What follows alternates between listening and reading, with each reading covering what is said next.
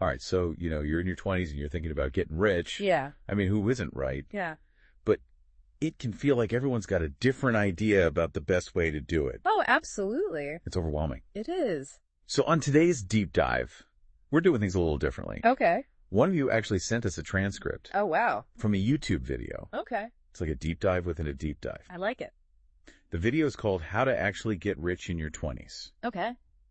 And it's by this guy, Alex Hormozi. All right. I've heard of him. Now, this isn't just some random guru. Right. This guy actually hit his first million at 26. Wow. And then by 31, he had a net worth of $100 million. So he's done it. So we're breaking down his roadmap, Makes sense. specifically for building wealth in your 20s Absolutely. and figuring out what the most important takeaways are. All right. Let's do it. Forget those get-rich-quick schemes you see online. Oh, yeah. Hormozi's philosophy is way more intense, Okay. but it's also super practical. Right. And it all comes down to this. Okay. Your biggest asset in your 20s is your energy. Your energy. You've got to trade that energy to gain experience and become someone the market actually values. I like that. So he starts off with a pretty bold statement. Okay. What's that? He says, if you're between 16 and 28, Yeah. you need to normalize working 6 days a week 6 days a week? for 12 hours a day. Whoa. Okay. So a 72-hour work week? I know, right? That's a lot. It sounds crazy. It does. But what's the real message here? Well, he's not actually saying you need to grind for 72 hours every week for like the next decade. Okay. What he's really doing is emphasizing how much leverage you have with your energy when you're young. I see. You got to be strategic Okay. and really intentional with how you invest that energy. So maximize your output, Exactly. especially in those early years. When you're young, you probably don't have a ton of skills or experience yet. Right. So your value in the job market. It's tied to what you can actually do. So the more energy you put in, Exactly. the more chances you have to develop valuable skills. Right. And that leads to wealth. It all connects. He's also challenging this idea that your self-worth is separate from your contribution That's interesting. in a purely economic sense. Yeah. Your value comes from being useful, Being useful. especially when you're just starting out. Okay.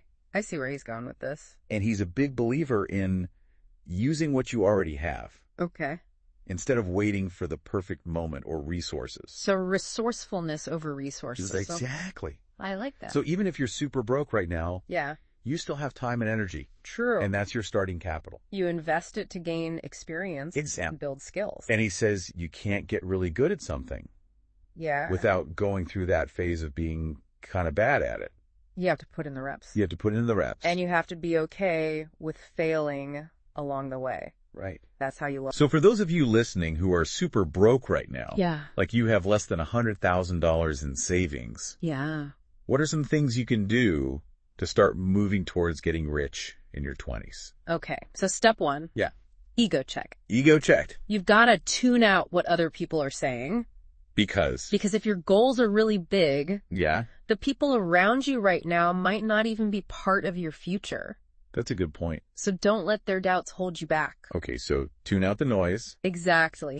Next, you need to cut costs like crazy. By crazy. No more eating out. Okay. You're shopping for groceries at discount stores only. Discount stores only. And you're only buying clothes from thrift stores. Like Goodwill. Yeah, like Goodwill. Okay. And this one might be tough, but you can only go to free events with friends. Ooh. That sounds like it could be isolating. It could be. Especially in your 20s. He actually addresses that. Does he? He says you need to be really honest with yourself about whether your friendships are supporting your goals. So if someone's always encouraging you to do things that hurt your finances, Yeah. are they really a good friend? That's the question he asks. It's a tough question, It is. but it's an important one. It really makes you think. So you're cutting costs drastically. Right.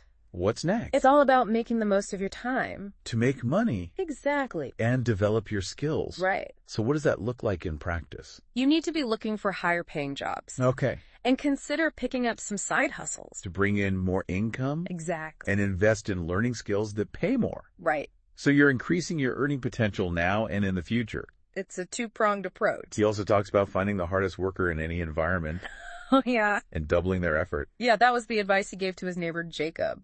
Jacob? Yeah. What happened? Well, Jacob started crushing it. Just by working harder than everyone else. It's about accelerating your learning curve. And proving your value. Right. Okay, so we've got intense work, Yeah. radical cost cutting, Right. and then there's this idea of a 36-month waiting period.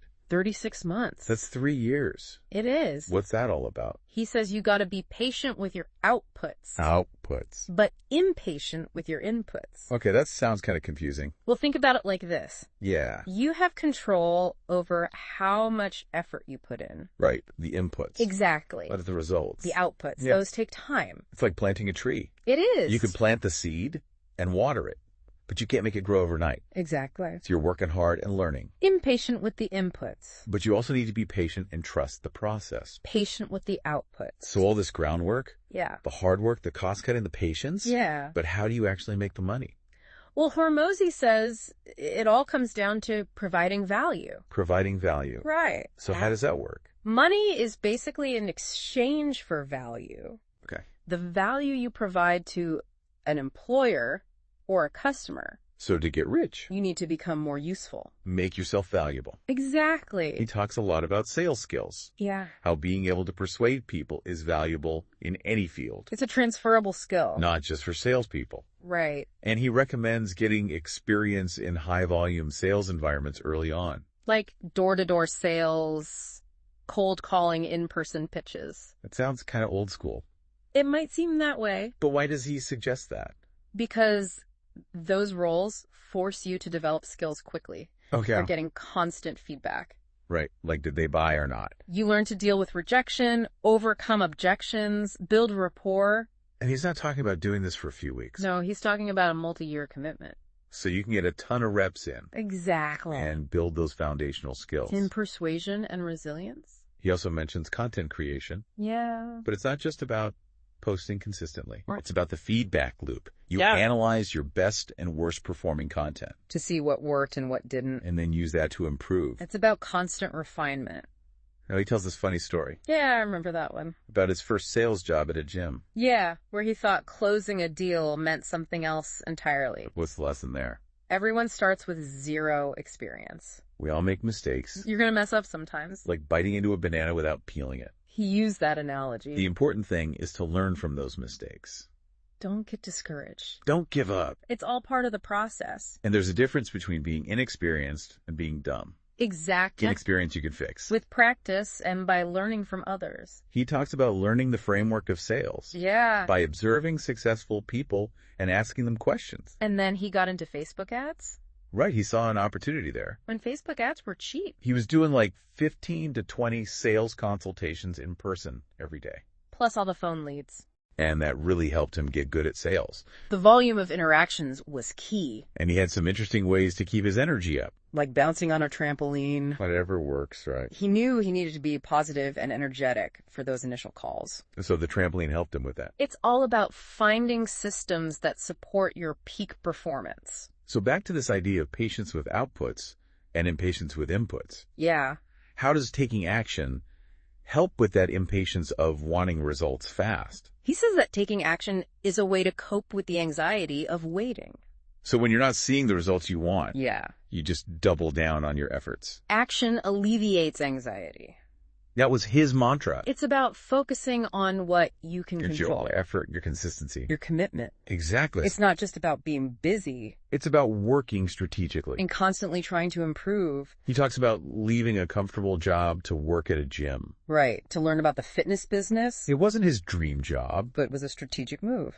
He was acquiring skills he knew he'd need later. so every move he made was calculated. He also talks about the importance of mentors Learning from other people's mistakes. and sharing your own successes. And then there's the idea of iteration, Right. trying things out and discarding what doesn't. He says that the fastest learners are the ones who change their behavior. Even when they're facing the same situations. You have to adapt based on feedback. And he's big on documenting and analyzing your processes. Whether it's marketing, sales, content creation, So you can find patterns. and understand what drives results. So what about the advantages you have in your 20s? Yeah. You're young, You're full of energy. and hopefully you've got some humility. He says that younger people actually have an edge here How so? because experienced professionals are often willing to mentor them Okay. if they show humility and a desire to learn So be open about what you don't know. and be eager to learn. His dad gave him some great advice. What was that?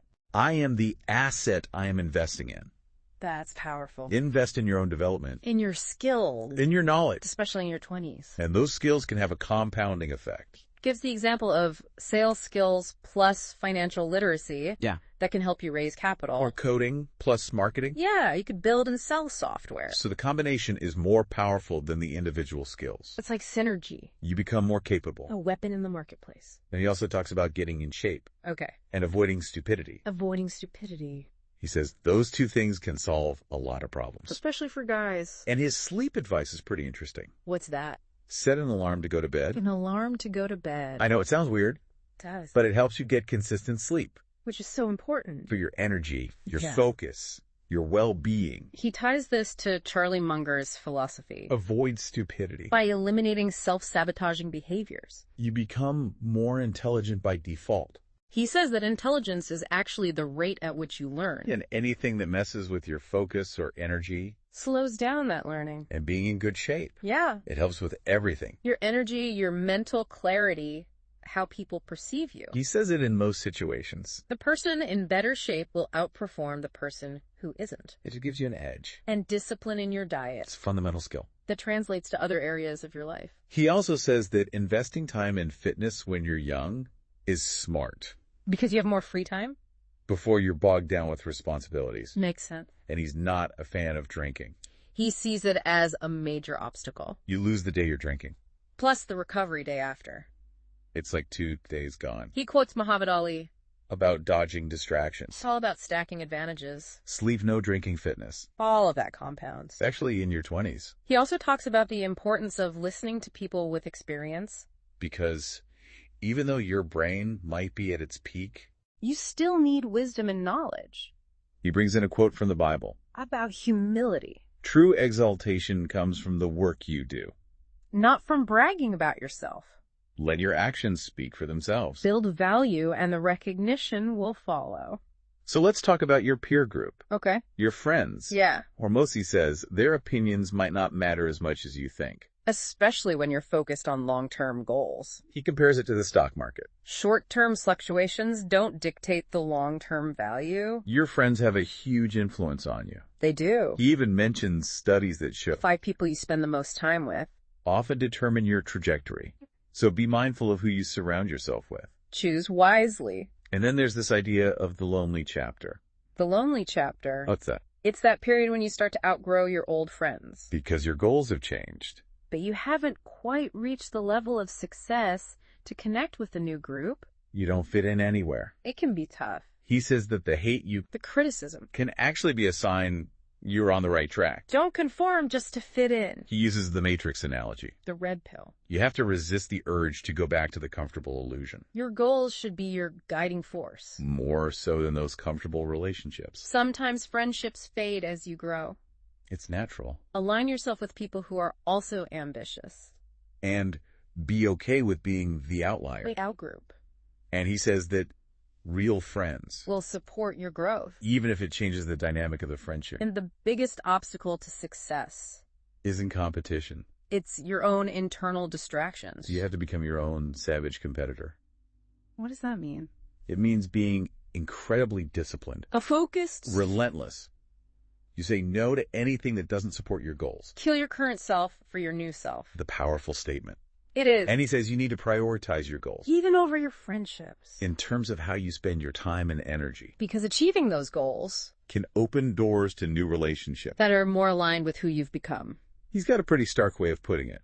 What's that? You sometimes have to burn what you have to get what you want It's about making sacrifices. for the long-term gain. He contrasts impressing poor people with impressing rich people. It's not about spending money to show off, It's about outworking people. showing true dedication, Rich people respect that especially if you're reinvesting your resources. instead of wasting them on superficial things. He also talks about outsourcing tasks Like cooking. to free up more time for making money And the importance of living below your means. so you can invest He tells a story about buying a Bentley. and realizing it was a complete waste. A lesson in prioritizing investments over consumption. And he says you need 3 things to succeed. Courage to start brains. To learn heart. To never quit. You've already got those You things. just need to use them. It's a game of last man standing. Entrepreneurship. The last part is all about taking action and overcoming your demons. Your demons. It's never been easier to start a business. But it's also never been easier to do nothing. Distractions are everywhere. Andy Frisella said, Personal excellence is the ultimate rebellion. in a world of instant gratification, Focusing on your own growth. is a powerful choice. He sees entertainment as a competitor. For your time and money, Every minute you spend watching TV. is a minute you're not working towards your goals. And the most important meta skill, The ability to delay gratification resist those immediate pleasures. for the long-term rewards. He talks about the power of small wins. Those early victories. They keep you going. He has this thought experiment Imagine signing a 10-year contract. where you're guaranteed to be a millionaire. If you stick to the plan, It's about cultivating patience. and he says the feedback loops in the real world. Are different from school. In school, you know, if you got the right answer, In the real world, it's not so clear beginners get paralyzed. because they think there's only one right way. He tells a story about Neil Patel, who got conflicting advice from two billionaire friends. It just shows that taking action is key. Don't get stuck trying to find the perfect path. The biggest barrier is fear. Fear of failure, fear of disapproval And he says that feeling mediocre, can be a powerful motivator. it pushes you to change. He talks about the goal frame. Always asking yourself, Does this person or activity? help or hurt my chances of reaching my goals? He says balance isn't about every single moment. It's a long-term perspective Sometimes you need intense focus. to make real progress. And people who are really successful, They actually enjoy the work. it becomes a positive feedback loop. You get good at something, and that makes you want to do it more. He says every new skill starts with sucking. But getting good is fun. Learn how to learn. That's the meta skill. And don't wait for the perfect moment. Create it by taking action.